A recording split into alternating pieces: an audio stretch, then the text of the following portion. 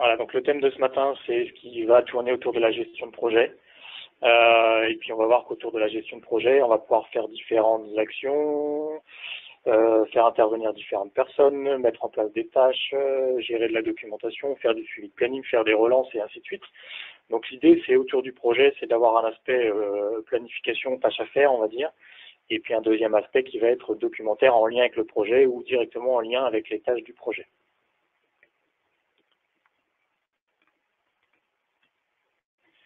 Donc comment on va dérouler ça? On va dérouler ça en plusieurs étapes. Tout d'abord, on va faire une rapide introduction sur le sujet, et ensuite on se plongera directement au cœur du projet, et on verra que dans les phases, le projet est découpé en différents éléments. On va tout d'abord retrouver le projet, après on verra que dans le projet, on va retrouver des notions qui s'apparentent à des phases, des activités, puis des jalons.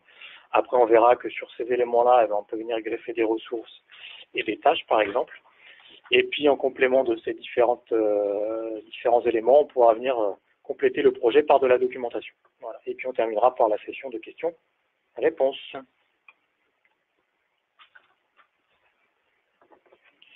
Donc, aujourd'hui, voilà, ce qui est globalement noté ici, tout ce qui va tourner autour de la planification, de l'affectation des tâches aux différentes ressources, du suivi des tâches, de savoir ce qui est en retard, de savoir ce qui est fait, globalement d'avoir une visibilité assez exhaustive et précise de son projet, sont des éléments essentiels et des éléments clés de la réussite d'un projet.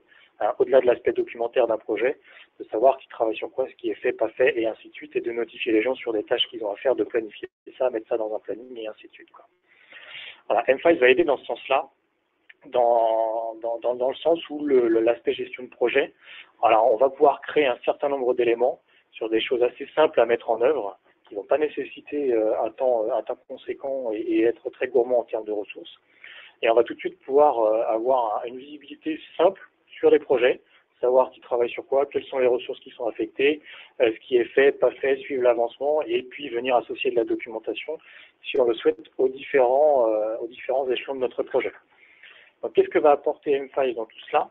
M5, c'est une plateforme unique pour tout le monde. Donc, c'est-à-dire que moyennant les droits d'accès que chacun se verra octroyer en fonction de son profil, verra tout ou partie des documents, tout ou partie des projets, éventuellement une partie des tâches à faire, etc., etc. Mais du moins, on va être dans une plateforme unique, c'est-à-dire que si on reste sur quelque chose qui est ouvert, un collègue va mettre un document ou réaliser une tâche à l'intérieur du projet, mais on va se dire que les membres du projet vont pouvoir avoir accès immédiatement à cette information-là par des recherches, par des notifications et autres, quoi. Ensuite, on va retrouver une gestion d'équipe et des ressources, très en lien avec le projet, tout le suivi des tâches à faire. Tout à l'heure, on évoquait des activités, des phases, des jalons, etc. Tout ça, ce sont des tâches qu'il y aura à réaliser au fur et à mesure de l'avancement du projet. Le projet, au-delà de faire de l'affectation de ressources dans une phase, on peut aussi faire de la planification sous forme de Gantt. Ça, on le verra tout à l'heure. Et on peut venir, comme on l'a dit déjà, venir greffer par-dessus l'aspect planification un aspect documentaire et venir affecter de la documentation à chacun des éléments du projet pour justifier, par exemple, la réalisation d'une action. Je viens mettre mon compte-rendu. Voilà, des choses simples qu'on saura faire avec M5. Un autre avantage, c'est que l'outil est disponible sur smartphone et tablette. Donc pour des gens qui sont mobiles et qui ont besoin d'avoir accès à l'information, on a toujours le téléphone sur soi, donc c'est assez facile d'aller chercher une information ou d'être notifié sur quelque chose qui vient de se passer autour de notre projet.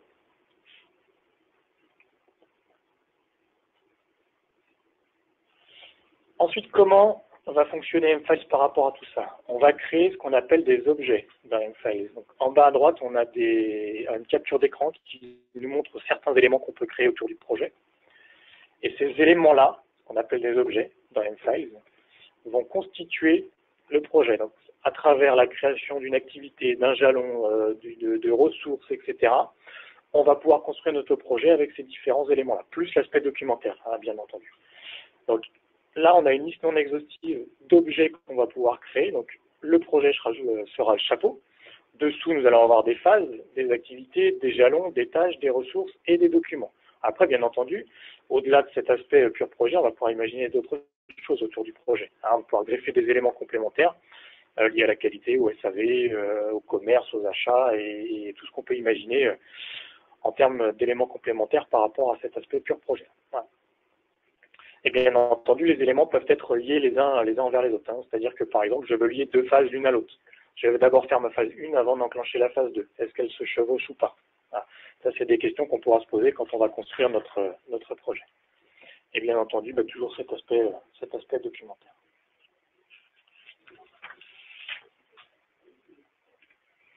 Donc maintenant, on va reprendre ces éléments un par un et dans l'ordre. On va enclencher la démarche de construction d'un projet type sous forme d'exemple pour ce matin. Donc la première chose qu'on va faire, c'est de créer le projet. D'accord? Donc l'utilisateur qui a le droit va pouvoir créer un objet de type projet et il va devoir décrire ce projet-là. Donc avec un certain nombre de propriétés descriptives, comme on le voit dans la capture d'écran là, ici, sachant que ces propriétés descriptives, elles peuvent être soit facultatives, soit obligatoires, et de différentes natures. Soit c'est du texte, soit c'est une date, soit c'est une valeur numérique, entière ou décimale, soit je peux faire le choix dans une liste, par exemple. Et ces éléments-là peuvent aussi arriver de l'extérieur. Par exemple, on peut très bien associer un client à mon projet, sauf que le client n'est pas géré directement par M-Files, mais on peut imaginer qu'il arrive de mon ERP ou qu'il arrive directement de mon CRM. Donc M-Files va savoir communiquer dans un sens et dans l'autre avec des outils externes pour rapatrier de l'information, genre des clients, genre des contacts, genre des commandes, des choses comme celle-ci, mais aussi renvoyer de l'information vers ce même outil-là, par exemple un champ qui est complété dans M-Files qu'on voudrait retrouver quelque part dans ce second outil. Les propriétés descriptives, elles sont là pour décrire le projet, d'accord, et aussi pour faire de la recherche. Donc globalement, on va retrouver le client, des dates, le type de projet, les membres du projet, le pourcentage d'avancement, quand est-ce qu'il a débuté, etc., etc. Toutes ces propriétés-là sont des propriétés qui sont personnalisables sur mesure en fonction des besoins de chacun et de chacune. Donc ce qu'on va voir ce matin, là, c'est juste un exemple de choses que nous, on a imaginées. Mais il faut avoir à l'esprit que ce sont des choses qu'on va savoir personnaliser en fonction des besoins. Voilà l'interface utilisateur. D'accord ? Donc ici, on va pouvoir créer des nouveaux éléments. Donc, par exemple, on va partir sur la création d'un nouveau projet, ici. Et ce projet-là, à partir de ce moment-là, on va devoir le décrire et compléter ses propriétés descriptives. Voilà. Donc là, j'ai une carte d'identité du projet qui m'est proposée. Donc on va devoir lui définir un nom ou un titre. Une société. Donc là, par exemple, voilà, j'ai client 1 et Feelings, qui sont deux clients qui sont dans ma base de données M-Files. Mais en l'occurrence, rien ne m'empêche que cette liste-là soit issue de mon ERP ou de mon CRM, par exemple. La date de création du projet. Quel est le sujet? Donc là, on va pouvoir retrouver des listes de valeurs. Est-ce que c'est un sujet qui concerne un BI, un PLM, une transformation numérique, etc., configurateur et ainsi de suite. Donc ces listes-là, c'est pareil, sont personnalisables et propres à chacun et à chacune.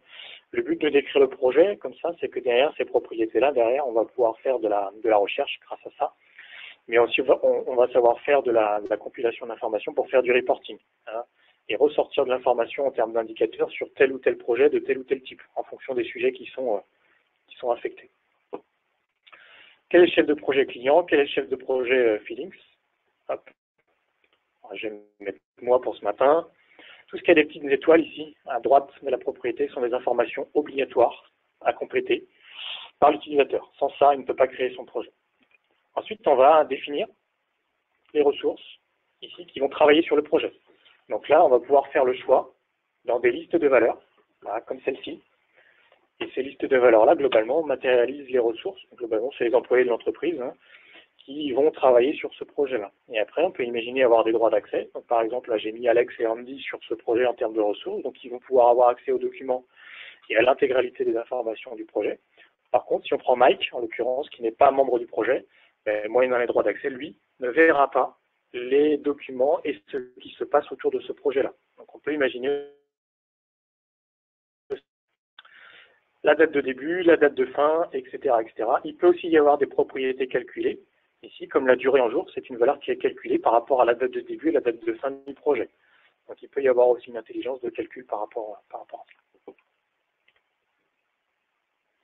Typiquement, là, j'ai cherché à créer mon projet. Seulement, j'ai une propriété obligatoire qui n'était pas complétée. Donc je ne peux pas poursuivre la création de mon projet, je suis obligé de saisir quelque chose dans la valeur ID de Lila, de manière à pouvoir créer mon projet. Voilà. Donc mon projet est créé. À partir de ce moment-là, on va le mettre en favori. Et mon objet projet, maintenant, est disponible. Et on va pouvoir venir compléter les informations au fur et à mesure de la vie de ce projet-là. Pour l'instant, j'ai un projet basique avec 2 ressources à l'intérieur et une société.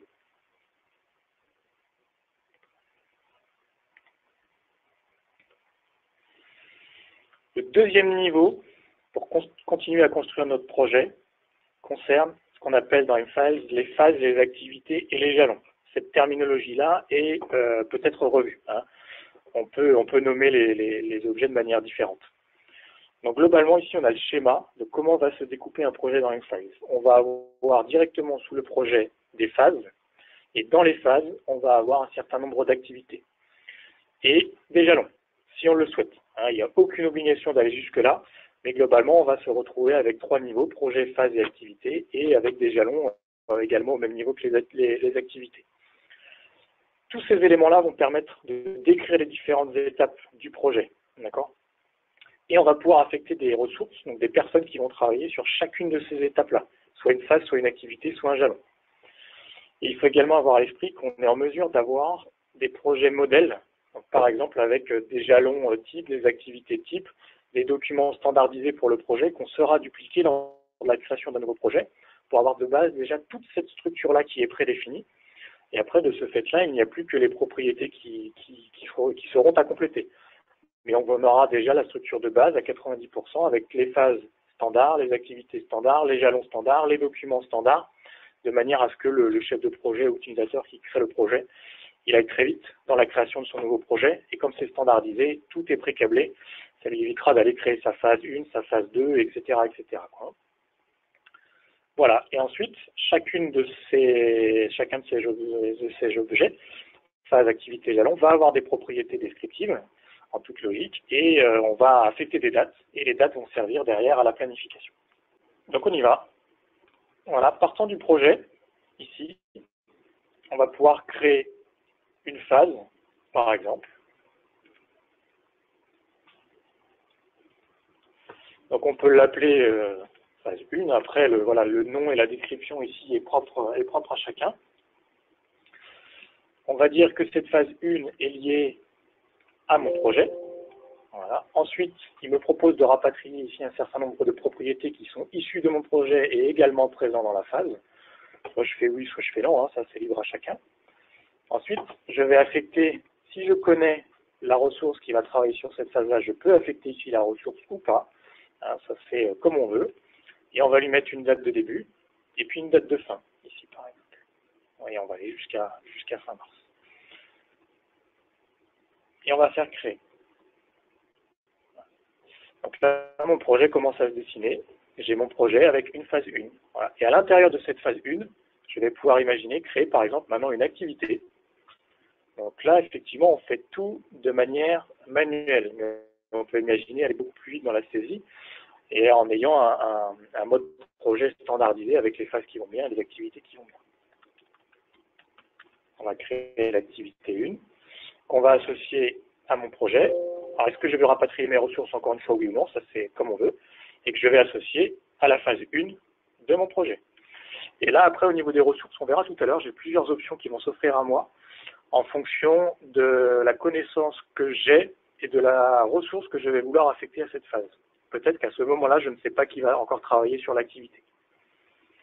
Donc la date de début, on va dire que ça sera du 8 au 15, par exemple.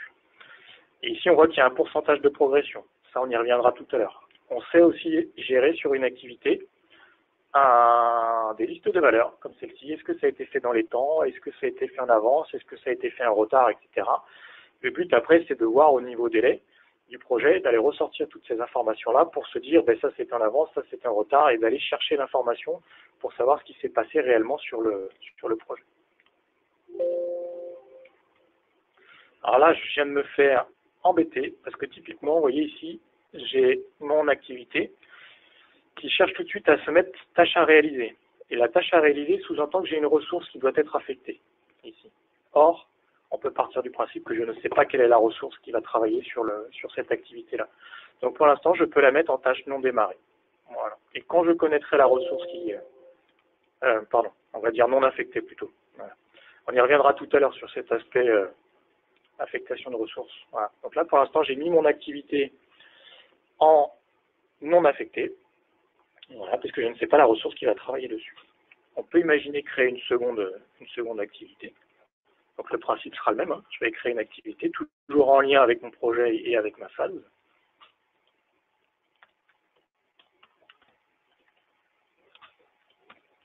Mon projet, est-ce que je vais rapatrier mes ressources? Non.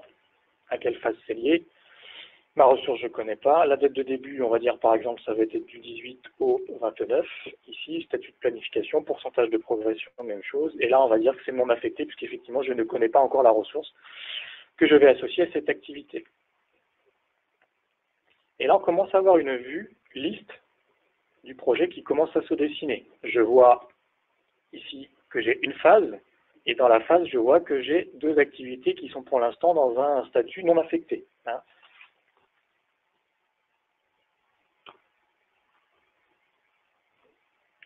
Ensuite, pour poursuivre, donc là, globalement, ce qu'on vient de faire, c'est ce découpage-là. Hein. Alors, on peut même imaginer créer un jalon, je vais le faire après. Pour l'instant, on a vu le formaliste du projet, c'est-à-dire que globalement, on va dérouler des cas d'emploi. Je vais voir mes phases, je vais voir les activités qui sont en dessous. On peut également avoir une phase plutôt Gantt, enfin une visibilité plutôt Gantt de notre projet. Donc on peut construire le projet à l'aide d'un Gantt comme celui-ci, basé sur les dates qu'on complète au niveau des descriptions de nos phases et de nos activités. Et après, sous forme de glisser-déposer, on va savoir positionner les activités et les phases dans le temps et augmenter et rétrécir leur durée en fonction des besoins du projet. Je reviens sur ma phase.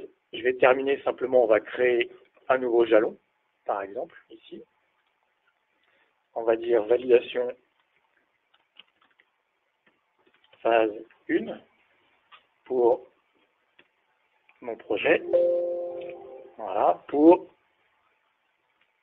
telle phase.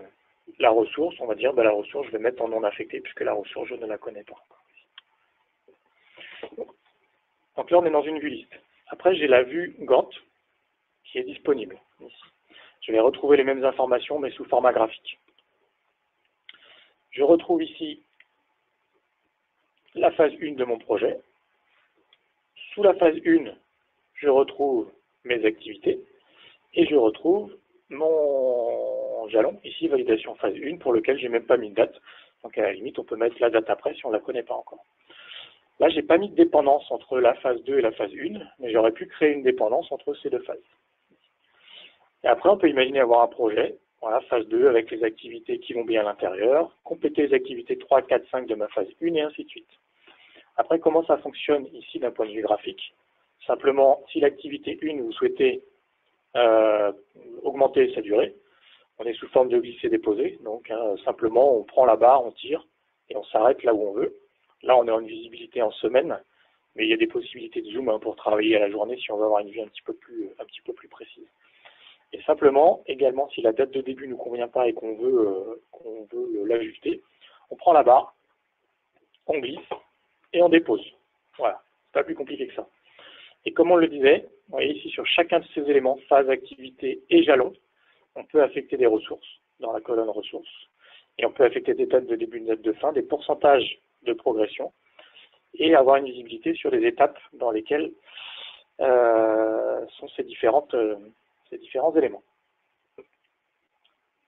On peut compléter ça par la vue des propriétés.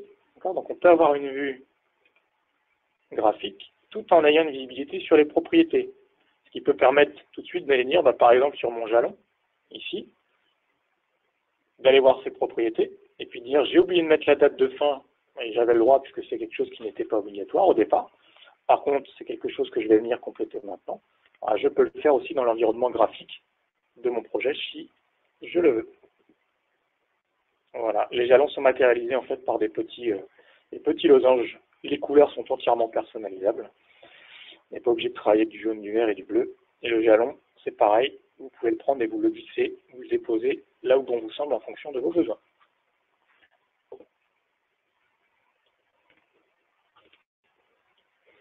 Alors maintenant, un aspect supplémentaire, c'est les ressources et leur affectation. Donc, les ressources sont un objet dans M-Files sur lesquels on va également avoir un certain nombre de propriétés descriptives et qu'on va pouvoir associer à des utilisateurs M-Files. Donc, on peut imaginer avoir une ressource sous forme de fiche descriptive qui est associée à un utilisateur dans M-Files de manière à recevoir des notifications derrière.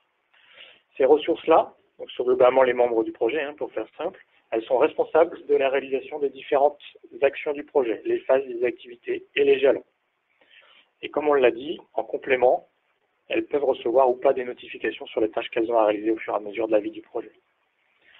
Donc, mettre une ressource, globalement, ça va s'apparenter à faire un choix dans une liste de valeurs sur un jalon, sur une activité, pour sélectionner le nom d'une personne. Après, il va se poser les questions de l'affectation. Et il va y avoir plusieurs choses par rapport à ça. La première chose, c'est quand je crée mon activité, je ne sais pas qui va réaliser l'action. Dans ces cas-là, je peux mettre mon activité ou mon jalon dans un statut non affecté. C'était le cas tout à l'heure. Ensuite, je sais qui va réaliser l'action, mais je ne veux pas démarrer ma tâche tout de suite. Je ne veux pas que mon activité démarre tout de suite. C'est-à-dire, je ne veux pas notifier la personne tout de suite, c'est prévu dans 3 mois, mais je sais qui va travailler dessus, donc dans ce cas-là, je veux porter l'information de la ressource tout de suite. C'est ce qu'on va appeler une tâche non démarrée. Ensuite, je sais qui va réaliser l'action et la tâche doit démarrer immédiatement. Donc dans ces cas-là, c'est ce qu'on va appeler une tâche à réaliser. En dessous, on a le workflow qui va nous aider à gérer l'affectation de ces différentes tâches à faire, les phases, les activités et les jalons. Au départ, je peux descendre dans non affecté, et de non affecté, je peux rebasculer en non démarré, et je peux rebasculer en tâche à réaliser, etc. Qui sous-entend, comme j'ai eu le cas de figure tout à l'heure, que si je mets en tâche non démarrée ou en tâche à réaliser, cela veut dire que j'ai nécessairement une ressource qui doit être affectée sur mon activité, sinon je dois rester en tâche non affectée. Chaque utilisateur qui va avoir des tâches à faire les voit dans la rubrique qui s'appelle Mes tâches, dans son interface utilisateur. Et une fois qu'il a fait le travail, il va pouvoir cliquer sur Terminer, mettre un commentaire, mettre un document, etc., de manière à dire qu'il a terminé le travail. Si je prends par exemple l'activité 2 de mon projet, ici. J'ai la vue Gantt, j'ai les propriétés. Pour l'instant, c'est dans une étape non affectée. Je ne peux pas basculer en tâche à réaliser ou tâche non démarrée tant que je n'ai pas affecté ici la personne qui va travailler sur le sujet. Donc, je vais affecter quelqu'un ici et on va dire je vais basculer ça en tâche à réaliser tout de suite, immédiatement. Voilà. Ensuite, quand cette personne-là arrive dans son interface utilisateur, alors elle peut recevoir en complément une notification, si on le souhaite, par email, voit les tâches qui lui sont attribuées en bas, ici, dans la rubrique Mes tâches. Je vois que je vais travailler moi sur l'activité 2. Ça peut être complété avec un aspect calendaire en haut à droite, de manière à positionner dans un calendrier les tâches à faire, ici. Et dessous, je vois que je vais travailler sur l'activité 2. C'est moi qui est affecté, j'ai le projet, je vois la phase, je peux dérouler le projet, ici. Aller voir les jalons, aller voir les documents, éventuellement aller voir la fiche client, peut-être dérouler le client s'il a des documents complémentaires, etc. Une fois que j'ai fini cette activité-là, je peux cliquer sur Terminer et éventuellement mettre un commentaire, si je veux, avec un document en complément, pourquoi pas mettre un compte-rendu, pourquoi pas mettre un plan d'implantation, un plan d'installation, des photos, j'en sais rien, etc., justifiant du travail qui vient d'être effectué, en fait. Voilà. Et donc là, l'activité vient de passer dans un statut terminé. Et donc là, je fais avancer mon projet et on peut imaginer que le pourcentage de progression de mon projet se calcule et passe par exemple de 0 à 10% puisque j'ai une activité qui vient d'être terminée. Ensuite, comment faire le suivi dans tout ça? On va pouvoir venir aller voir dans le projet, soit en vue liste, soit en vue Gantt. Le pourcentage de progression peut nous aider aussi à avoir ce genre d'informations-là. Et on va aussi retrouver des vues dans M-Files, dans lesquelles on va pouvoir aller se balader pour voir quelles sont les tâches non affectées, quelles sont les tâches à réaliser, quelles sont les tâches non démarrées, etc., etc. Ça se matérialise de la façon suivante. Si je reprends, pour le premier cas de figure, si je reprends mon projet, ici, bah, je peux dérouler. Alors, pas à la limite, on peut même rester en vue Gantt, hein, pourquoi pas. Hein. Si je déroule mon projet ici, je vais voir tout de suite que l'activité 2, j'ai la ressource qui est affectée et qu'elle est terminée, que le pourcentage de progression est à 100%. Et l'activité 1 est non affectée, ici. Si je reviens en vue liste, je vais avoir le même genre d'information. Voilà. Je vais voir que l'activité 2, il y a une ressource qui est affectée, elle est à 100%, elle est dans un statut terminé, et que l'activité 1 au-dessus est non affectée. Donc ça va apporter un certain nombre d'éléments de réponse, ne serait-ce que c'est du liste ou c'est du Gantt. Ensuite, on peut imaginer mettre en place des notifications sur des tâches en retard et des choses comme cela. Un autre élément de réponse, c'est d'aller venir chercher de l'information dans les vues, qui sont mises à disposition ici dans la partie naviguer. Donc je peux venir dans gestion des tâches, par exemple. Et là, on va avoir une vue multi-projet, mais je peux imaginer avoir un critère de filtre supplémentaire qui serait le projet. Là, ce n'est pas le cas, donc je vais voir toutes les tâches pour tous les projets. Je vais voir les tâches terminées, les tâches non affectées ou les tâches à réaliser, ou les tâches non démarrées. Et si je rentre dans terminer, bah effectivement, je vois l'activité 2 de la phase 1 de mon projet qui a été terminée par la ressource qui est indiquée là, avec la date qui va bien tout à droite. Donc là, en fonction des projets et de l'avancement, on va avoir la liste de l'intégralité des tâches qui sont terminées. Et même chose pour les tâches en cours, les tâches non démarrées, etc. De manière à ne rien oublier.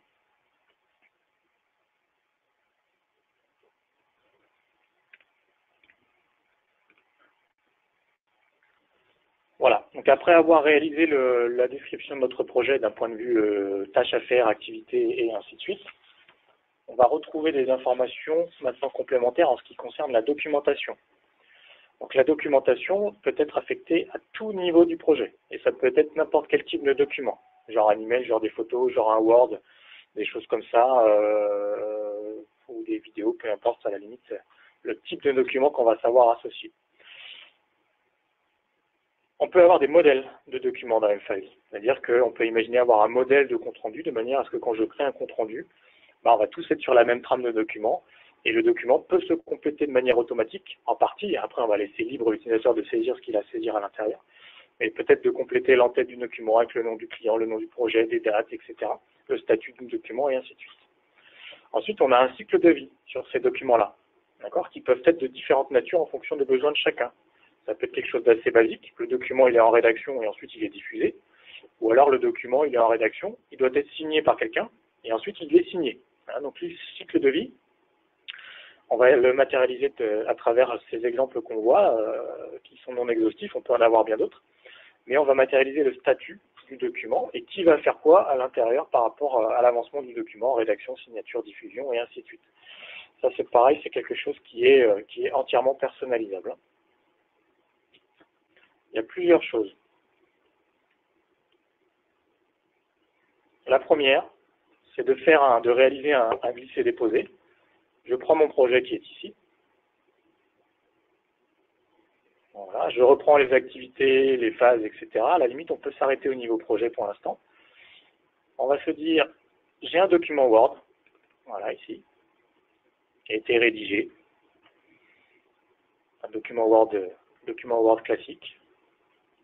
Et on va le glisser, on va le déposer dans M-Files pour l'associer directement à notre projet. Et à partir du moment où le glisser-déposer a été fait, ce document Word-là devient géré par M-Files, avec éventuellement des statuts et tout ce qu'on peut imaginer.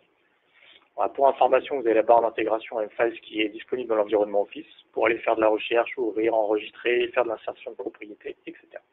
Donc c'est un autre moyen de venir peupler le projet avec de la documentation, c'est d'utiliser cette barre d'intégration qui est là. Donc basiquement, on prend, on glisse, on dépose sur le projet, et à partir de ce moment-là, j'ai mon document qui est disponible et directement associé à mon projet. Et là, je viens greffer une couche supplémentaire au-delà du projet qui est pure activité, jalon et phase. Je viens compléter tout cela par des documents, avec éventuellement la visionneuse intégrée qui permet d'aller voir les documents sans ouvrir nécessairement Word, Excel, PDF et ainsi de suite. Une autre possibilité est de se dire, ce document-là, moi je vais le créer. Donc je vais venir créer un nouveau document, ici.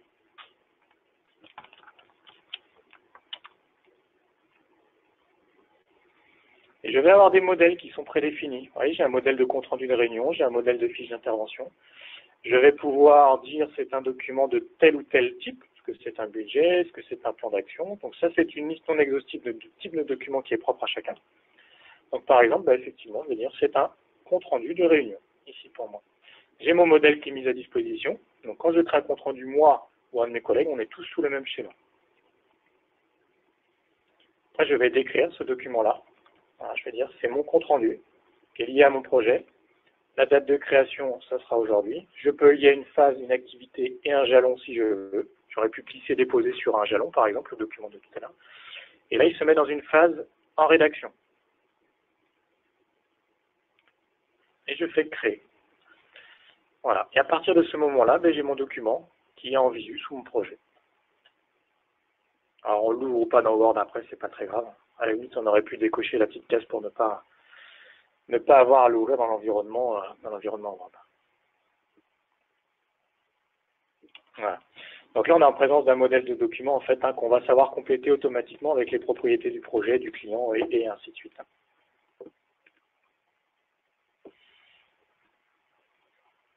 Ensuite, on a dit qu'on matérialisait par des statuts l'avancement de notre document. Donc là, pour l'instant, il est en rédaction. On le voit ici.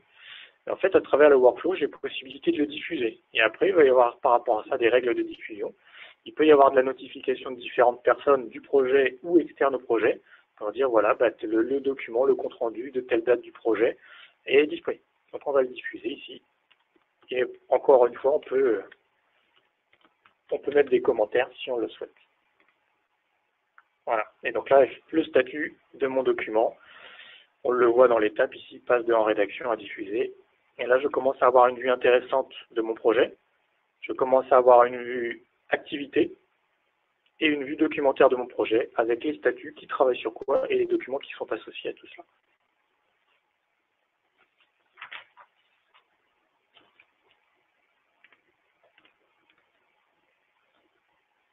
Donc voilà. Après, bien entendu, on peut imaginer aller plus loin que ça. On peut imaginer venir faire vivre notre projet avec des éléments complémentaires. Ça peut être des éléments financiers, comptables. Ça peut être des factures fournisseurs, des choses comme ça. Ça peut être des documents commerciaux, des commandes, des contrats, des devis, et ainsi de suite. Ça peut être des éléments qualité, des non-conformités, des actions préventives, curatives, des procédures, des processus, etc. Des éléments SAV. On peut créer des appels SAV, faire des demandes SAV, assurer le suivi de ces appels-là à travers un workflow et ainsi de suite. Voilà, donc on ne va pas s'arrêter à l'aspect Gantt, planification, les tâches à faire et puis mettre des documents dans notre projet. On peut aller jusqu'à la fin de vie du projet et au-delà de ça, même jusqu'à la fin de vie du produit qu'on a vendu en assurant le SAV à travers un file si on souhaite aller jusque-là. Et après, toujours disponible pour les gens qui sont mobiles sur leur téléphone ou leur tablette, en mode connecté ou déconnecté en fonction du réseau, ou